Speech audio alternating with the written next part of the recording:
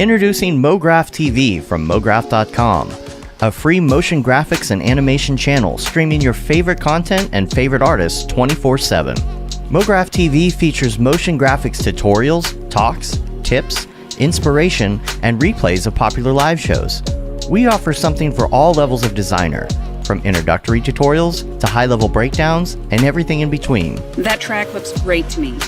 MoGraph TV features software like Cinema 4D, After Effects, Unreal Engine, What up? third-party plugins, and other 2D and 3D software. We also feature live motion events, short-form clips, crypto art, and even a little photo and video editing. Learn from the people that inspire you most, and stay up to date on all the latest industry news, announcements, and community events. You'll also see exclusive offers only available by watching.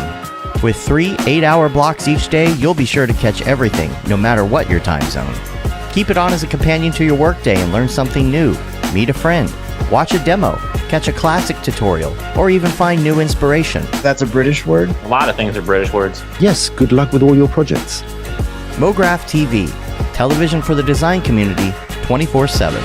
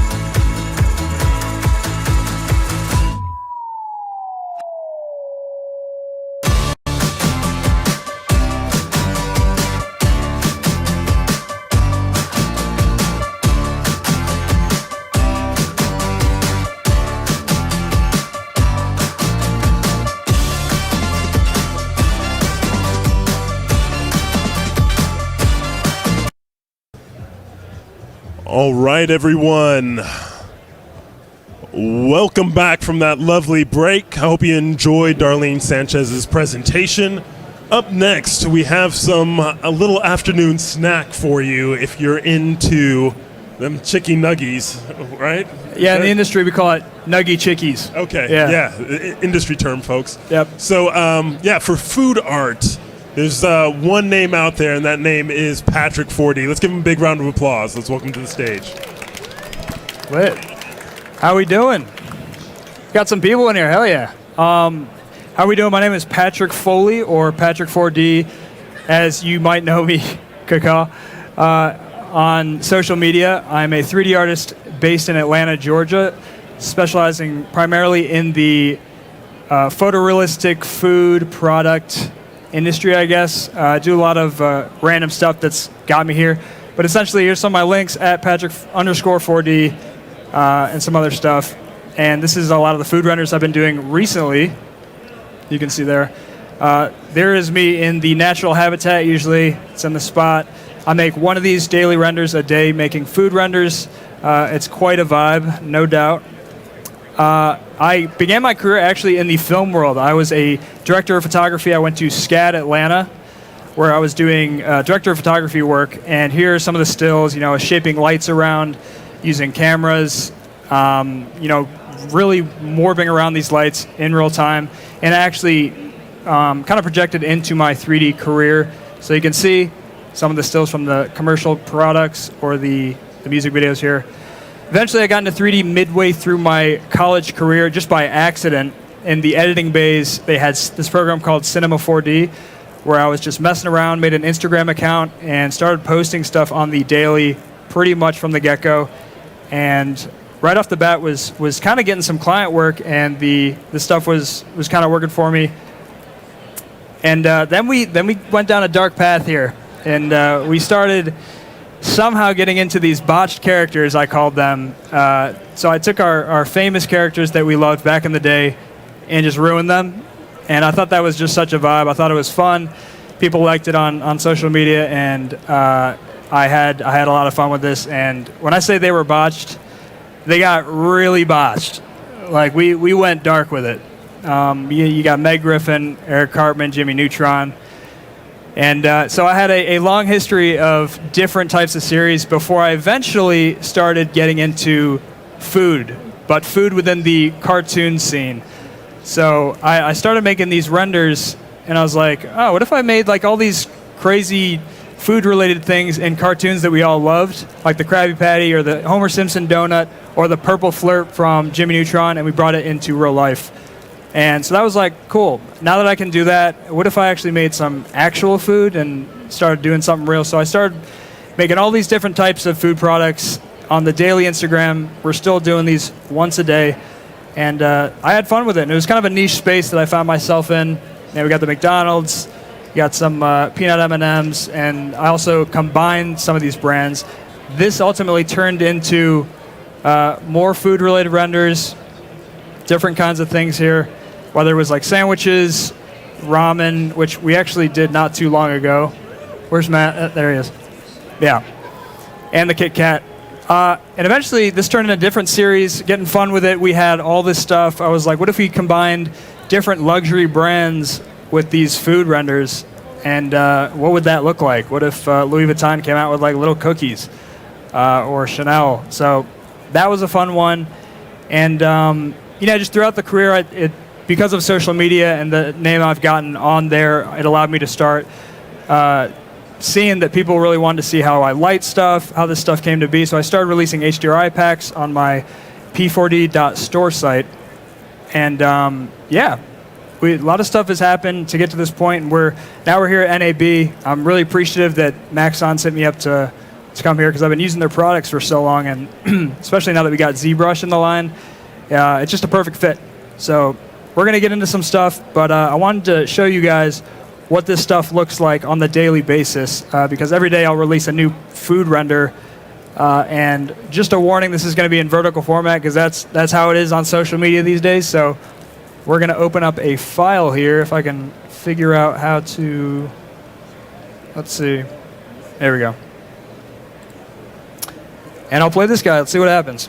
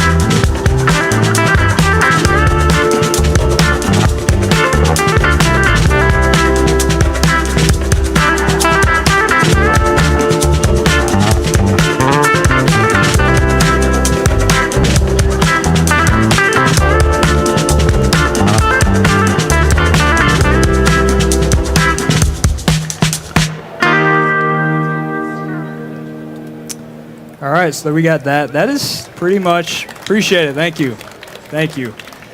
That's kind of what we got there. So I thought it'd be fun. We only have like about 50 minutes, so I wanted to show how fast it really is from the ZBrush to Cinema 4D pipeline and to make one of these from scratch. So instead of kind of having a bunch of project files where I'm doing a little bit of something, might as well make it from scratch. So I thought, coming from Atlanta, we like our chicken biscuits here, and so I thought it'd be good to make a chicken biscuit sandwich with stuff drizzled on top. And then I'm just going to click render here, if you guys can see that. And so it is going to turn out something like this, kind of right off the bat. And we got, you know, fully textured thing. And I left the sauce that we'll be making untextured, and we'll be doing that together. Otherwise, I think we'd go over time. But let's kind of get into it. Let's get into ZBrush, and we can get it going. Let me see here. Okay, cool. All right, so we're at ZBrush right now. I got my custom layout, but if I do pick one of these options that I'll be using, I'll kind of explain where you get it.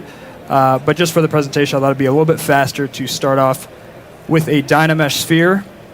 If you're not familiar with ZBrush, I always start off with one of these guys. And Dynamesh being pretty much topology creating on the fly. And usually I start with just a simple shape. I usually don't start, you'd think of a chicken biscuit, we're going to make the biscuit part first. So usually someone might start off with a cylinder. I'm going to start off with a sphere just like this. And I'm actually going to shrink it a little bit real quick. So we have a smaller size and a pretty much smaller resolution here. And right off the bat, I'm just going to start carving stuff out. Holding down Control, we're just kind of carving stuff here like this. And actually, before I do that, I'm going to turn off perspective. I'm going to drag up, get it to here, re-Dynamesh, Control, and drag. And we can see starting to kind of look like a biscuit here, but we need to do some more. And once we get here, I'm just going to mask the lower part and invert the mask by holding down Control and tapping. And we want to kind of bevel this bottom edge here. So we're going to go to the deformation tab. And where's that? Over here. And take the contrast slider and just drag it back a little bit. So we get a nice kind of fall off there. Remesh there. We got some stuff going on here, so I can just invert and maybe just blur this stuff out. Totally fine. We're just building the shape at this point. So once we have that, usually what I like doing is Z-remeshing, just cleaning up the topology over here. And if this setup looks a little bit different, I'm a lefty, so everything's kind of switched over. And we're going to go here and just click half, Z-remesh. Looking good so far. We're now going to divide this up a few times. So maybe 1, 2, 3. Let's try. Now we got a very high poly mesh here, about 302,000 active points. And one of my favorite tabs on the left here happens to be the surface tab, and it opens up this thing, this noise generator, which I love, and it gives you like an approximation of what this stuff's going to look like. So if I just increase the noise scale really far up, you can see what's kind of happening here. And then because it's a biscuit, we want to kind of shrink this stuff down. So on the Y scale, let's go all the way like this. And you can see it's already kind of giving you that like biscuity feel. But on the top and bottom, it's not actually distorting, and that's what we want. Click OK. And then we're going to mask by noise. So the way we're going to do this is actually masking out this texture on this biscuit, and then we're going to reverse inflate it. And that sounds a lot more complex than it really is. I'm just going to click mask by noise. Now we're like, OK, cool, we got this noise here. And now I'm going to go back to the deformation tab. I'll do this the first time, but I actually have a custom menu that usually pops up. But I guess it's not popping up well right here. So we're going to go to the deformation tab and reverse inflate. And you can see I have a lot of control just kind of making the shape here. And you can go a real inflate or reverse. I kind of like inverting it here. You can see you got the divots in there. And that looks good. So now I'm going to Shift D a few times, go back to its first subdivision level and unmask. And then just kind of clean up this top area a little bit. We're still kind of in symmetry mode. Probably don't need to be. Just clean some stuff up. And then once it's cleaned up like this, I kind of like adding a little bit of height to it and maybe inflating it while we're in that first subdivision level.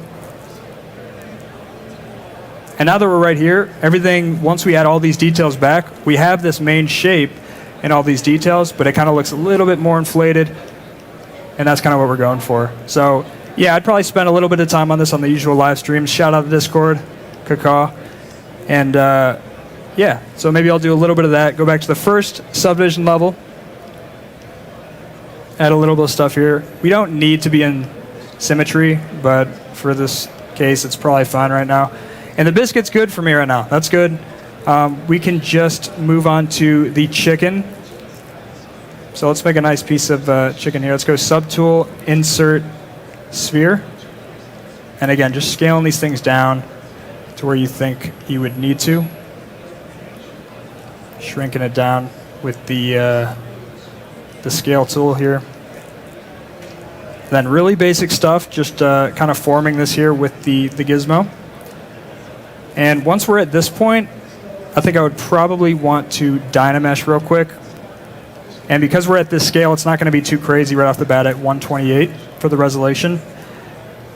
And I like taking this gear right here. You can only do this feature right here if you have 0 subdivision levels. Keep that in mind. But I'm going to go to bend curve.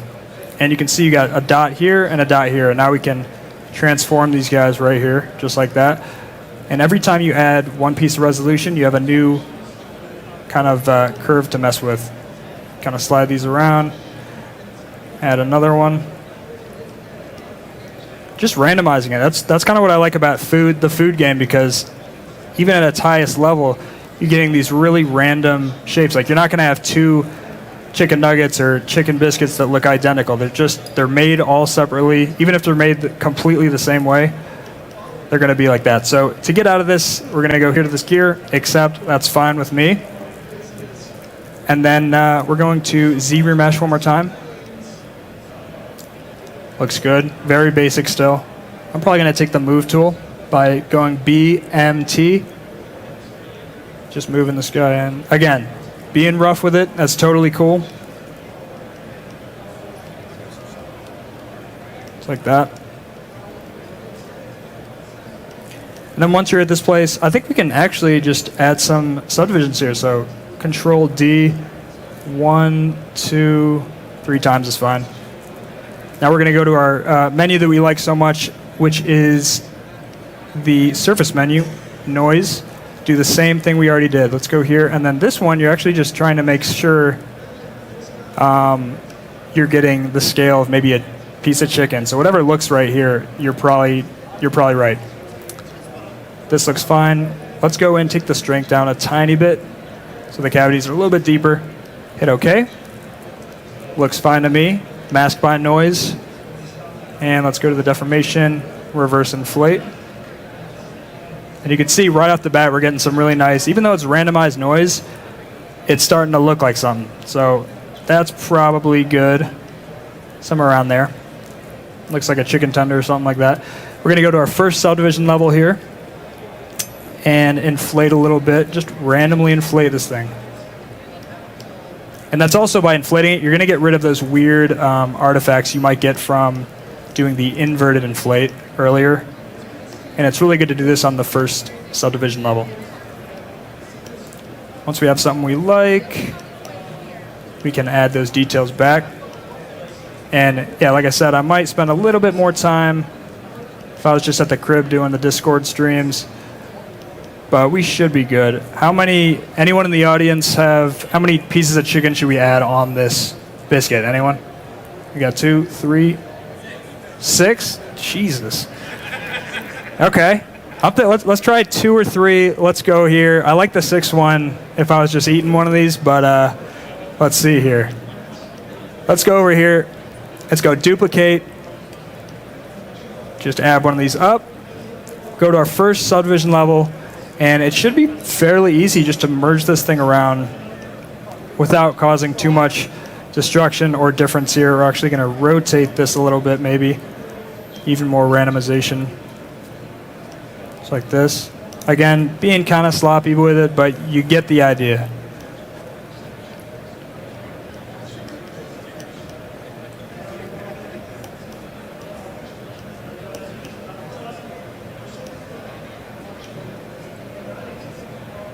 Just like this.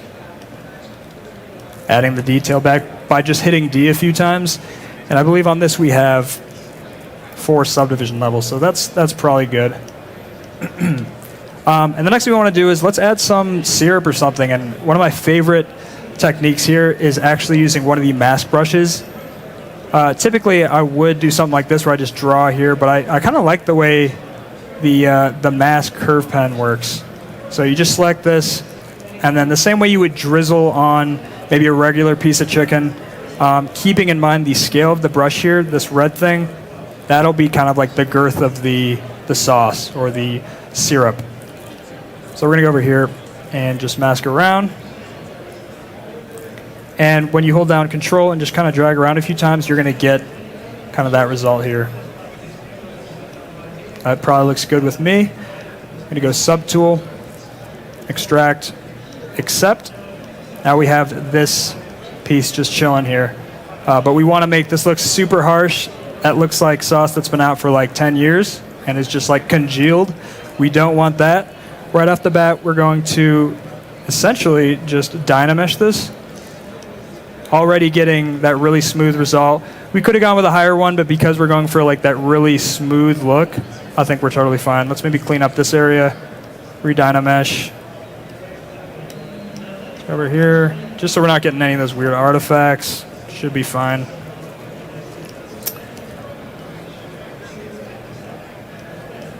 And the next thing I'd probably want to do is go to the deformation tab again, and let's go inflate this thing, remesh, and polish. And you see the polishing does a lot just to make it look a little bit more sauce-like. We're really making it vibey in here. So we're going to go actually after this and take another brush I like is the BSH. Oh, this will click. Oh, I've had this problem before. I guess you got to click this with a mouse here. I think that was in a tablet setting. But yeah, so we're looking good here, and this is the snake hook, which is essentially, I guess, what you would think of if you heard of the word snake hook. You're just dragging this along. You're activating this thing called Sculptress Pro, which I'll show you. If you don't have Sculptress Pro enabled and you drag out here, it's kind of dragging the topology, but it's stretching it, and it's not really reactive. You'd have to keep Dynameshing, which would be fine. But when you have this activated, you can have a really nice dynamic topology as you draw, and that's perfect for things like the drip of sauce, like this. And if you hold down Alt, it actually follows the topology really well. So you can see I dragged down, but it actually followed the curvature of the topology. So if you hold down Alt, that's a little tip there. Let's go over here. Just going to finesse this just a little bit. We say finessing the sauce in the industry. Cool. So that looks good to me. Once you're at this point, you can make it a little bit more crazy, just like that. We're having fun with it. Once you're at something like this, maybe turning off Sculptress Pro, going BIN or the inflate brush, making this thing look globby, kind of cool. And right after that, just remeshing, getting some nice clean topology so that when we start smoothing things, it's much better. Cool. Looks good to me. A lot of times I like using the dynamic subdivision here, which I guess I can't click those with the... Anytime these things pop up, I got to use a mouse, and typically that's not a thing, but we changed some tablet settings, so that's a thing. Cool. So that'll be like a preview. It's not actually topology that's there, but it's essentially just like I guess like shading it.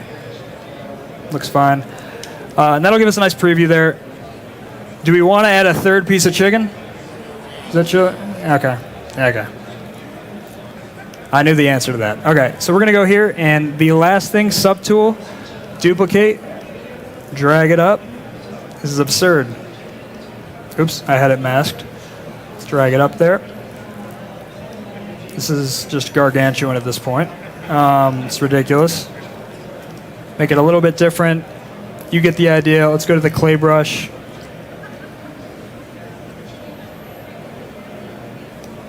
And the nice thing about having all these subdivision levels is you don't have to worry too much about, like this looks like a mess at this point, but the details are all there. They're just baked in to the other subdivision levels.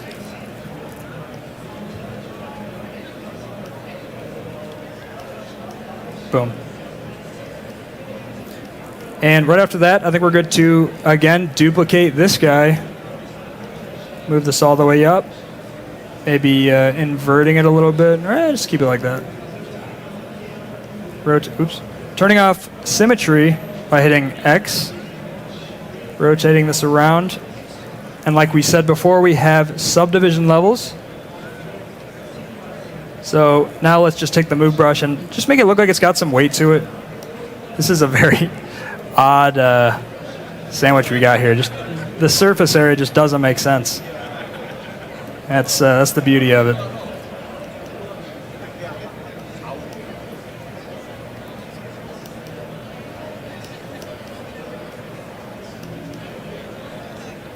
Cool. I think that looks decently fine. And cool. Looks good to me.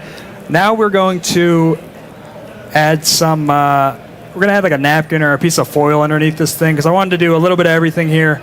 That'll get us using a little bit of cloth sim or cloth dynamics.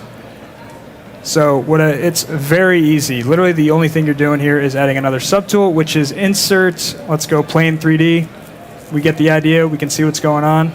Let's rotate this 90 degrees.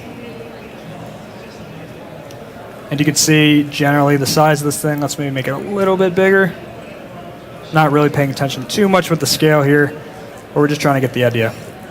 Now, paying attention to the resolution or the subdivisions of this plane has everything to do with the folding or the crumples of this thing.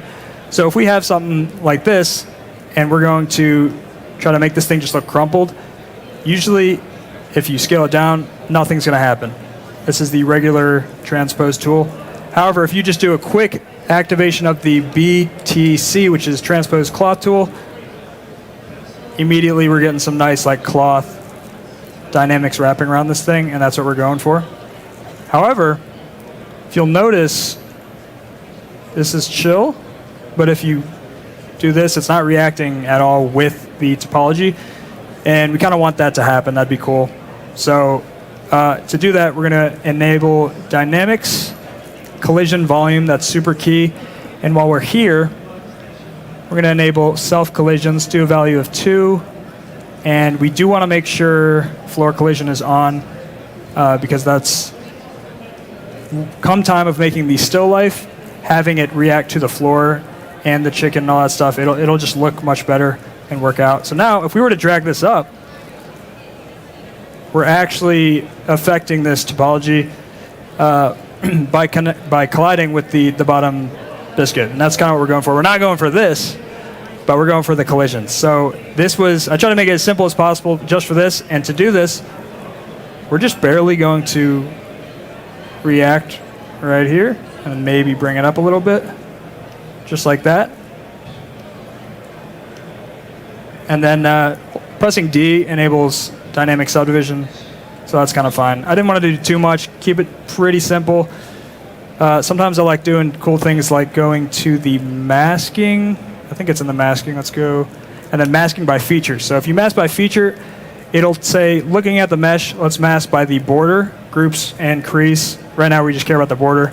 You can see it masks the whole border, and if we were to blur the mask a little bit, oh wow, it's a lot.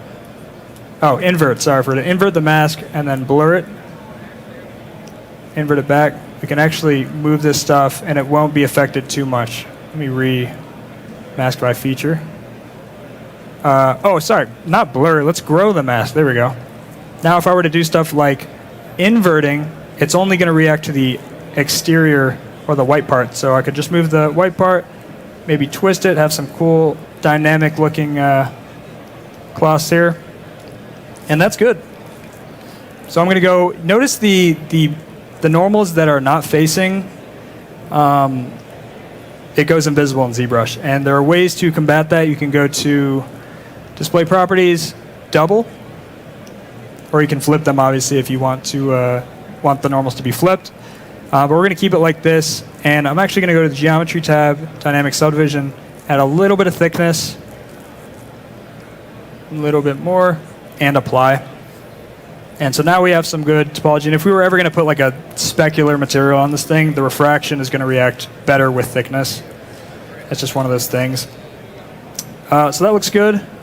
And the last thing we're going to do is making a sauce container or syrup, which will be pretty fun. Let's go Subtool, Insert, Cylinder 3D. We're just going to drag this to the side. Oh, we actually still have, you can see, that's exactly what we're going there. And now we're finished. Yeah, so let's deactivate dynamics, collision volume. We don't need that anymore. Also, we don't want to be in the transpose cloth tool. Let's go BTR, which is the regular transpose. Drag this to the side. And you know those sauce containers you can get in any like fast food place.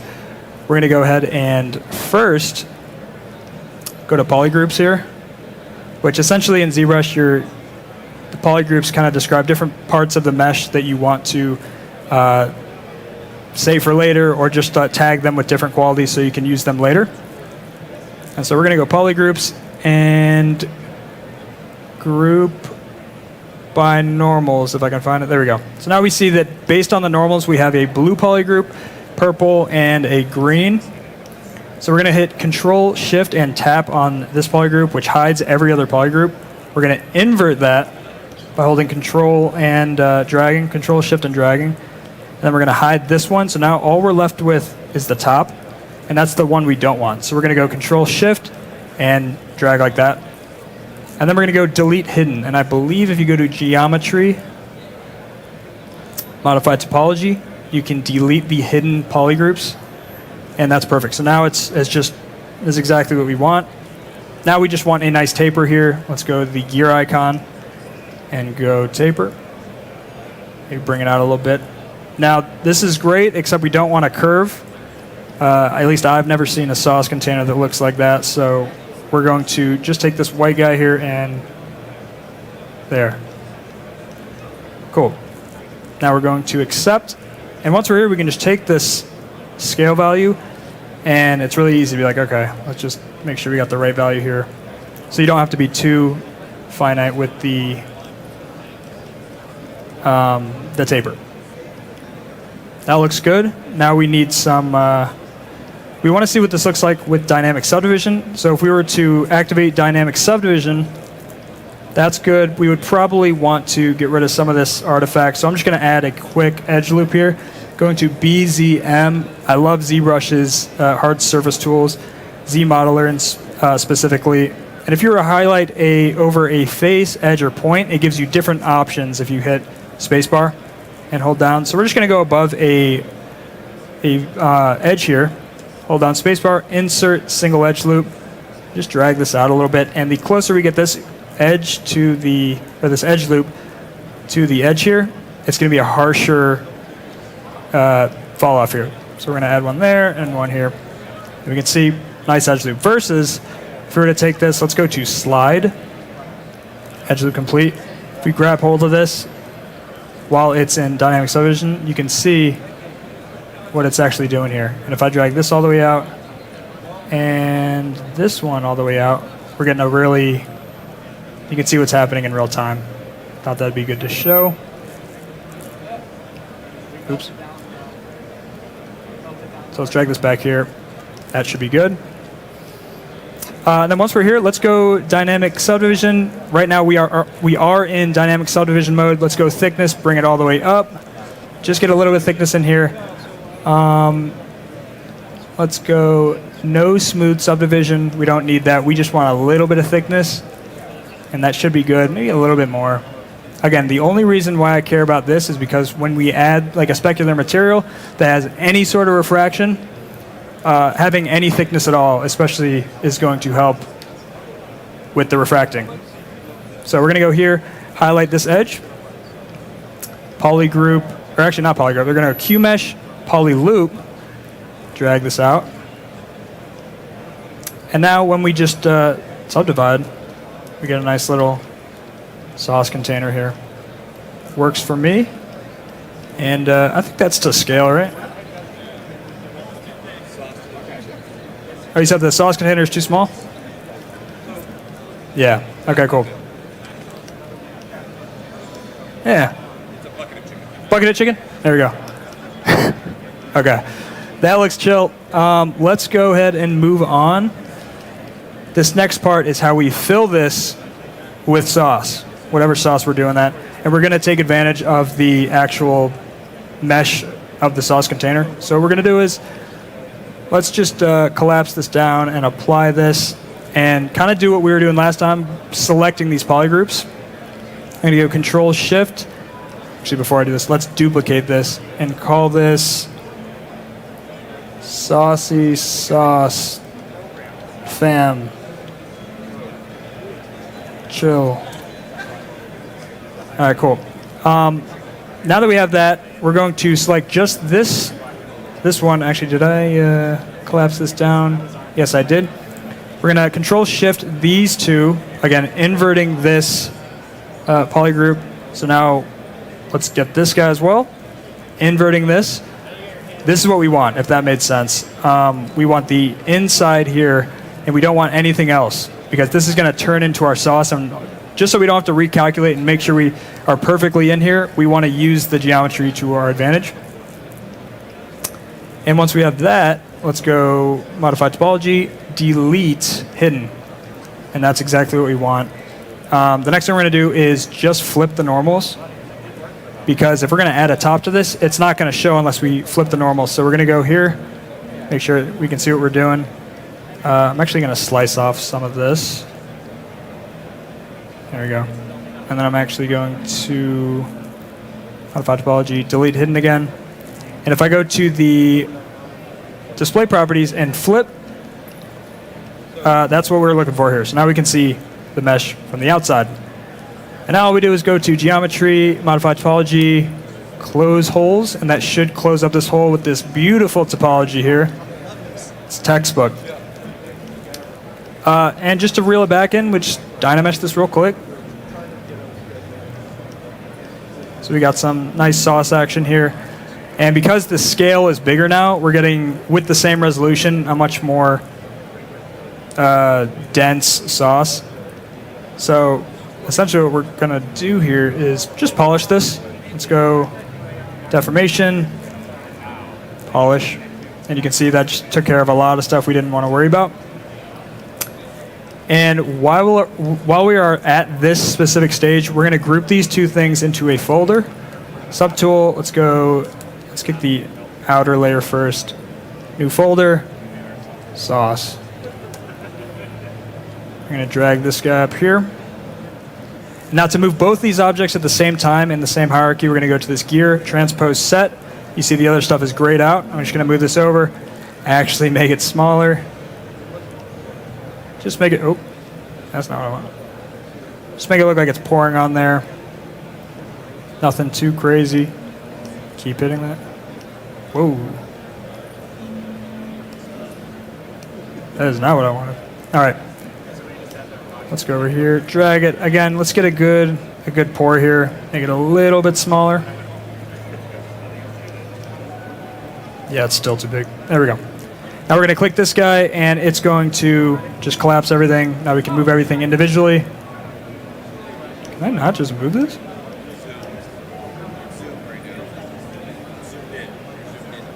Oh, I zoomed in it? How would I do that? What's up? Oh, thumbnail. Oh, there we go. Thank you. See, I just learned that. I was dragging that thing over. Appreciate that. Cool.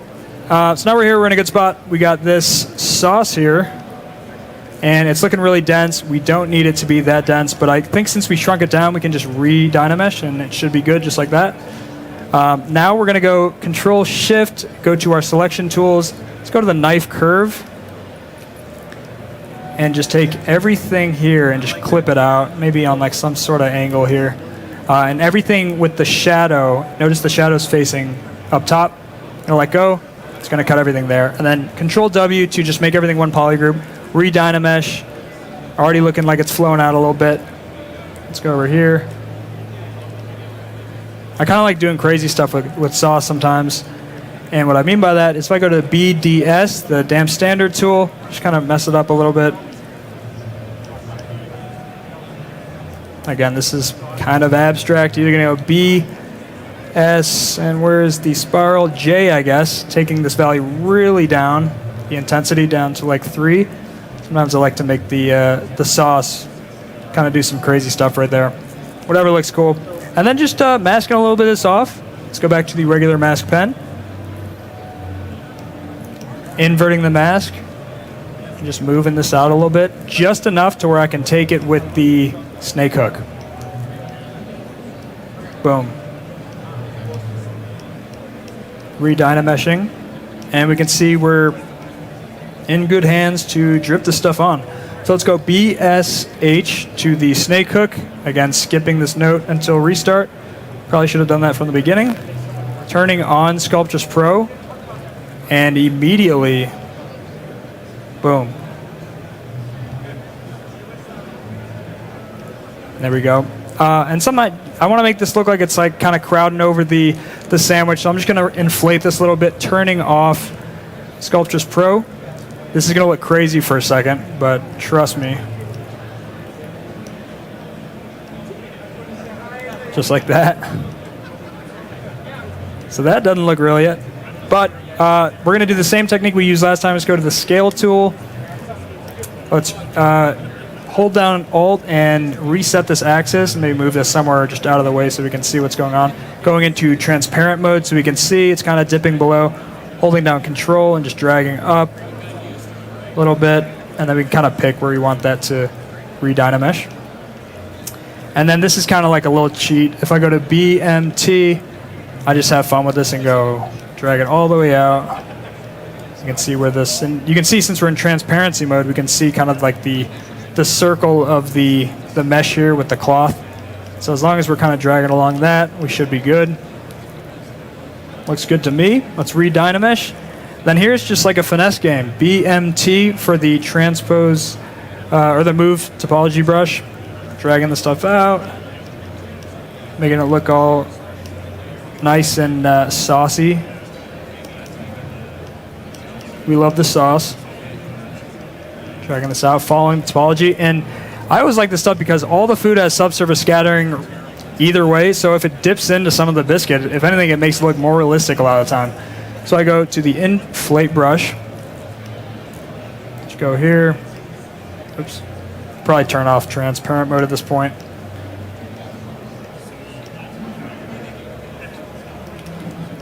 Finessing it.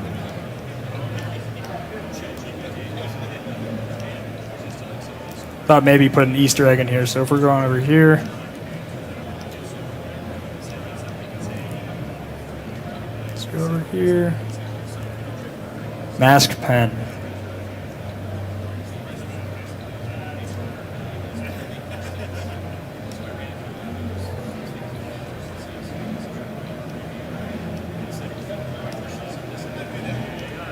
Little NAB brand. Oops, didn't mean to do that. Let's go over here, drag this over here, invert the mask, and going to the deformation tab. Inflating, and then an inflate balloon. And now you got all those details there. I thought that'd be cool. Just a little Easter egg there, boom. So it theoretically would shine a little bit through the syrup. And then once we're here, I usually just drag off a lot of this part here. Boom, make it nice and saucy. You're finessing it.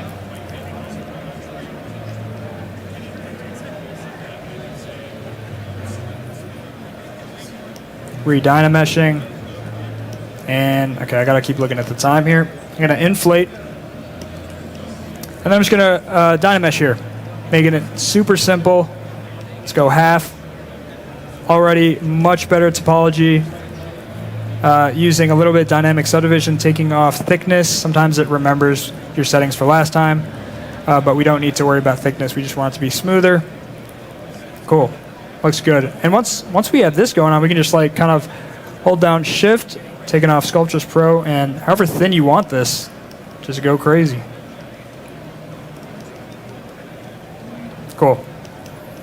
And that's pretty much it in ZBrush. We're gonna hop into Cinema for a second, but that's just like really quickly having like a full-on still life within like 30 minutes or something like that, 35 minutes. So let's hop into Cinema for just the last part of this. I pulled in the other project file. You get the idea. We won't have like the triple decker sandwich or anything, but you get the idea. The idea here is pretty simple. What I did was having a bunch of these crumbs here. I think I actually made them in ZBrush, just spheres, reverse inflate with the noise like we did before. And then I used dynamic place within Cinema 4D to do that. I don't think I need this stylus anymore.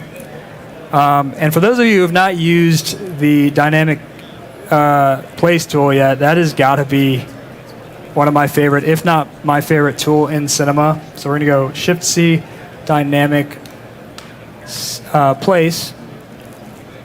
Boom. And it's going to kind of calculate everything real quick. I should probably be in this mode. And then based on, I should be able to theoretically bring this stuff up. Oh, I think it's still calculating.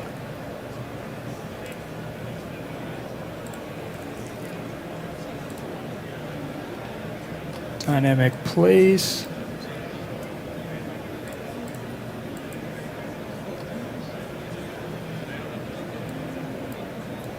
Yeah, theoretically it should be like loading up right now so that we can move this, collide it with the object. It's not like a fully dynamic system, but it should be like you're able to move these things around and they collide in real time.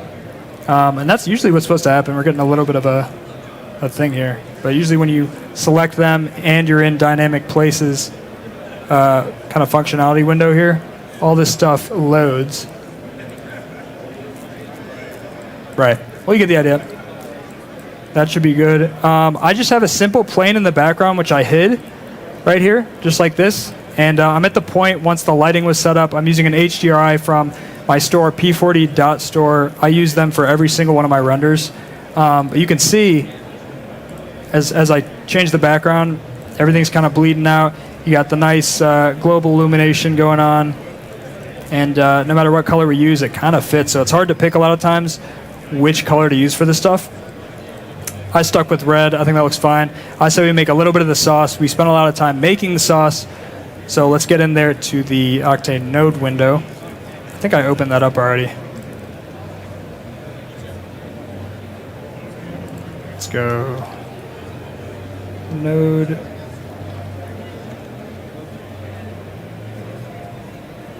Octane node editor. There we go. Oh yeah, it is. Load it up. Cool. So what I wanted to do here is kind of make a new material. And a lot of the times I'm starting always. It doesn't matter what material it is. Glass, some refraction, some specular. Doesn't matter what material. I'm using a Octane composite material because it just gives me so much flexibility right off the bat. So I can add on materials to it. So I'm going to just drag this on this material. Drag it on this mesh here.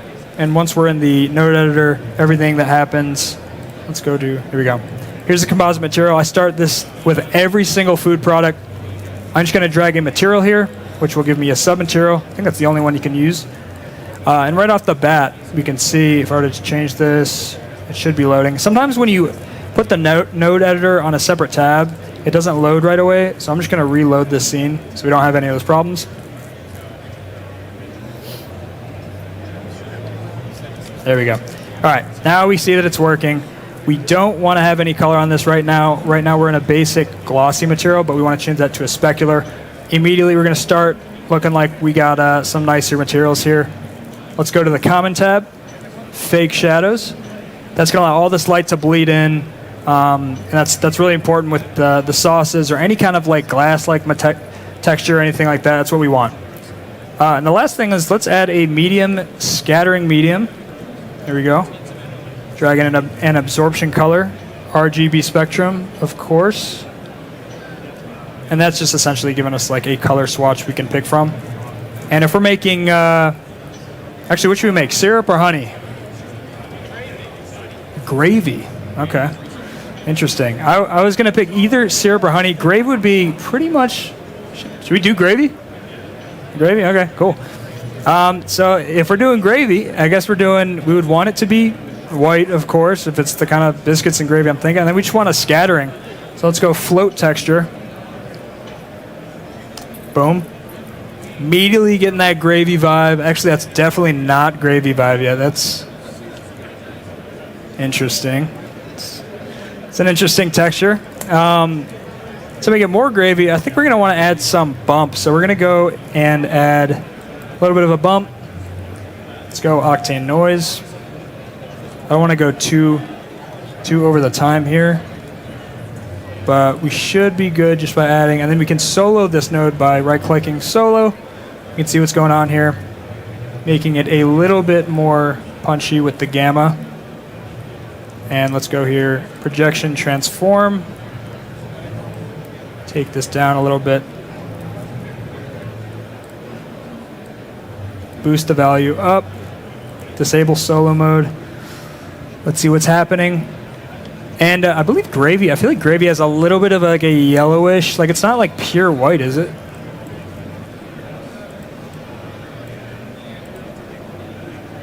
Yeah, let's start with that. And then we want it to be much more like chunky and less like liquidy. So we're gonna add some displacement. Let's go displacement. This looks disgusting right now. Let's go displacement right here. And we're gonna add let's change some of these settings. Let's go texture, vertex, height to vector, object to tangent. Let's go octane noise again and see what happens. Oh, nice. Look at that. Now we'd want to take this value all the way down to like 1 or something. And you can see if we were to solo this node, is what we're getting. Let's take it to like a turbulence, something crazy. Projection, transform. Let's go mesh UV to XYZ to UVW. This one's good if you don't have to like animate or like deform any of these objects. And if you do, you're kind of screwed because it won't like project correctly. But for me, I think it usually works. I'm gonna take this float all the way up so it looks a little bit thicker. We're kind of getting there. And then maybe taking the transmission to let's do a mix.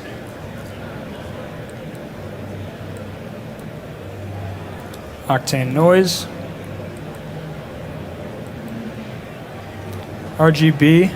Let's get some color variation here. I feel like gravy's got a bunch of weird stuff going on in there.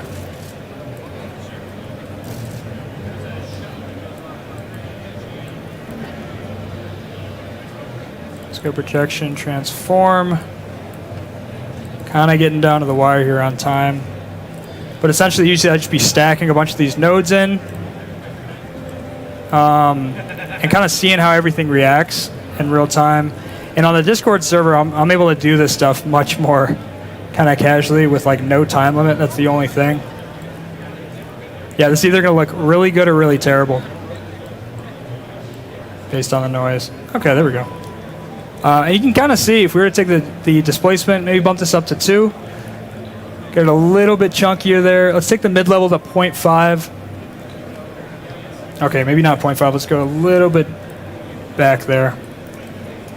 Okay, cool. Let's go height to maybe 4. Okay, now we're getting that chunky stuff. It's looking better. I'd probably have to work with that a little bit, but you're essentially just mixing color values until you're getting that right texture, and a lot of times that's a finesse game until we get to the finish line. So I think just to finish it off, so we don't go over time, let me just go back to deleting a lot of these nodes and just make like a simple, what do you call it? Simple syrup or simple refractive honey. Let's take this out. Now we're back to where we want to be here. Don't need that color mix. We don't even need a float. So let's take this all the way down and take this to, that would be like a honey or something like that. Or if we wanted a syrup, let's go transmission RGB. Adding a tiny bit of red, but we want like kind of the middle of this stuff to be almost black. So we would take up the density. Let's go from 100 to like 600. boom. And immediately we're getting like that kind of like bronze, dark, reddish, but in the very thick of it, it's kind of looking like that dark black, and that's what we're going for. And like really quickly, not even messing with like the refraction, you could, just to show you kind of what it would look like. If you have 0 refraction, it just looks like a stain or something like that. But if you just go to like a 1.5, I think that's syrup has to be somewhere around there. We're getting a lot of that magnification of the lighting there, and that's what happens with syrup. And yeah, that's essentially it. I feel like going back to this, I wish I could have gone to the chicken a little bit more, but we are getting to that timeline. You need the shit out of it? Appreciate that, man. Thank you. But that's pretty much it, guys. Every single day I do one of those things on the fly in Discord. I don't even know what I'm making beforehand. That's every morning. That's discord.gg/p4d. And here's some of my links here on my Instagram. That's kind of where I'm most active. But this was super fun. I appreciate Maxon having me out. And I should be in the back later on for some demo stuff. And that's it. Thanks, man. That's a wrap. That's Patrick, folks. Do you have time for a quick question if you have one?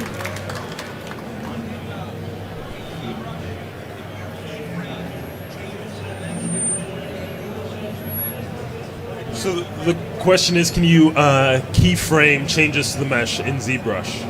You can. So I think in the layer system, that's probably what you're thinking of. There's also a... Do I have time to... I probably don't have time to like do it, right? It might take some time. Yeah, okay. There is a way. The layer system. Yeah, you can visit you in the back. Yeah, check me out in the back. But essentially in the layer system, you can save a keyframe maybe at the beginning of the mesh, save it, and then once you add like a sculpt to it, you can disable the keyframe mode and then just slide, kind of like an inflate, back and forth. So you can kind of pick any value in between what you did and the middle part.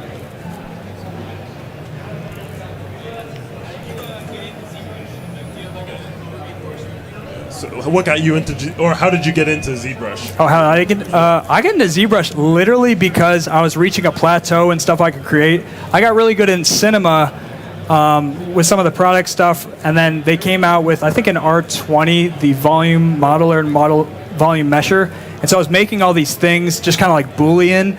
But I was like, okay, this is dope, but every single simple thing that I'm making has like 10 million polys. And this was before they got the ZBrush mesher in there. And so I was like, I need to be able to make stuff without just making 50 trillion polygons. And I just had to muck and grind in ZBrush until I got it. And it was just like every single day messing with it, starting with really simple cartoon characters like Powerpuff Girls or something like that, and then slowly adding on.